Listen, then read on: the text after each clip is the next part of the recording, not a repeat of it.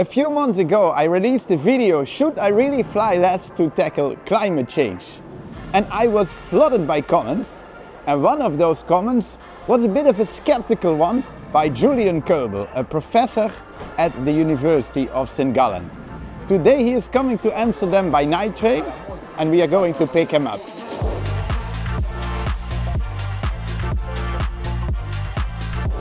Hey Paul! Hey Julian! How are you doing? Man, I thought you were coming by night train, but I see you coming from the airport. It's a long story, I'll tell you about it. I booked a ticket on the night train because I figured there's a great connection. You can travel at 60 euros from Zurich to Amsterdam, and I like traveling in the night train, but it's been cancelled. You saw the video? Yeah. About should you fly less to tackle climate change? And you were a little bit skeptical. There were two messages, and one of them is really good. That is, you know, with any given amount of effort, you could achieve much more for the climate. When you donate to effective climate Exactly, charities. when you think about efficiency, right? That's good. But the other message was, oh, it becomes dirt cheap to offset all the other things you do. So you don't have to worry about your behavior, don't think about how you travel, like just donate a little bit. And I think that changes also how people behave. Then the question is, of course, how much do you donate? And one way to think about it is you basically self-tax.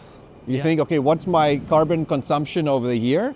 And then a reasonable tax would be 200 euros per ton. They call it the social cost of carbon. So, I mean, the estimates range widely, but I think that's a reasonable... 200 euros per ton is reasonable. Yeah, that's reasonable. If we had a global tax of 200 euros per ton, I think we would be pretty much tackling climate change in a really good way. So your flight was, you said 160 kilograms? Yeah. So the train was like 17 kilograms, the flight was 160 kilograms. So 10 times more roughly. Okay, 10 times more.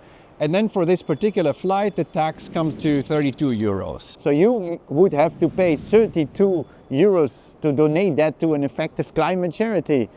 And that would be the optimal tax. What's now your conclusion? Well, so my conclusion is we should do both. I think we should try to adjust our behavior, and if it's possible, use a climate-friendly option, be that food or travel. Like, that's also important.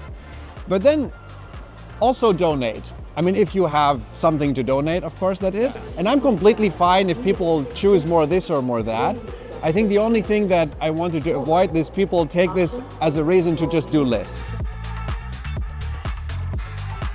If you want to figure out where you can best donate and what is the evidence around effective climate charities, then Julian and I recorded a podcast. That was with Dan Steen of Giving Green, an organization that evaluates NGOs, how effective they are in using donations to fight climate change. That was a great conversation. We'll put a link to it in the description of the video, and I hope you'll check it out. And I will see you next time. Let's grab a coffee. Let's go. Yeah, let's get a coffee then. Yeah, it's nice.